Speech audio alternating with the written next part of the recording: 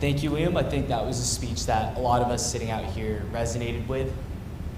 Did anybody here, just out of curiosity, actually sit in the second floor cafeteria when that was a thing? No. But anyways, our school in general, I think, looks beautiful. I hope that everybody here finds the theater that we're sitting in right now comfortable. But not every part of the school feels like this. Over in high school, if you head down the hallway, you'll find non-air conditioned, crowded, and stinking spaces. And odds are that there might be a few flies buzzing around. And legend says that there is golden treasure to be found.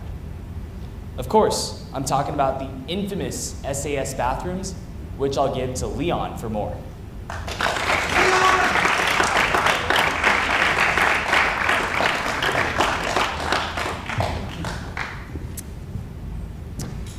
It was a Tuesday afternoon during AT data structures, and my stomach was about to explode.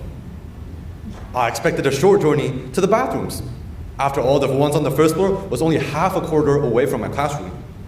So I was flabbergasted when I walked there and I found both toilets utterly unusable, clogged to the very top.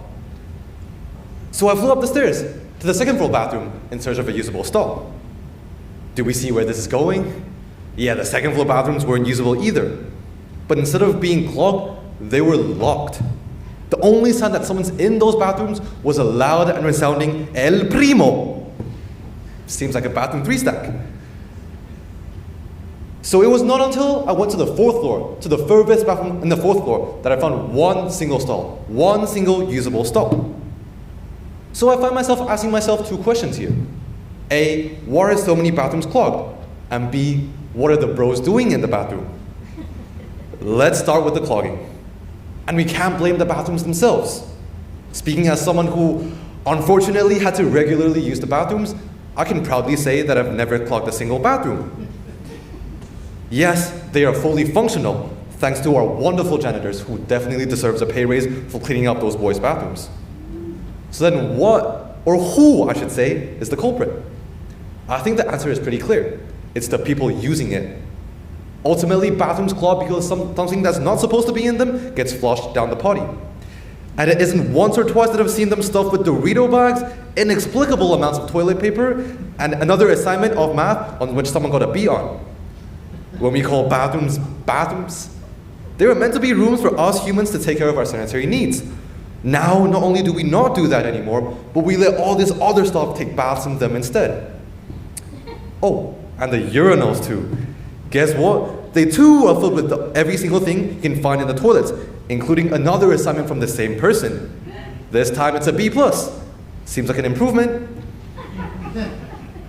But the urinals get more exotic than that. If you're lucky, or not so lucky I should say, you may also find erasers, shirts, baseball cards, some lunch leftovers, and a pile of golden treasure, and a single lost AirPod, all in a place where only one thing should ever go. But surely not every toilet stall is clogged, right? What's going on with the other ones? Good question. They are filled with the bros. And I know as a matter of fact that they definitely aren't here to poop. No one could convince me that coincidentally 12 other high school boys happen to have a stomach issue at precisely 12:37 p.m. Apparently there exists a huge group of people in our school who deem these stalls the perfect place for undisturbed privacy. So much so that other downsides, ranging from the absence of air conditioning to the hot and stinky smell coming from nearby clogged toilets, means nothing to them. On top of that, I don't know when this started, the bathrooms is everyone's favorite hangout spot. I don't know how many times I've entered a bathroom just to find a bunch of dudes just standing there, and if you see them, you should probably find another bathroom.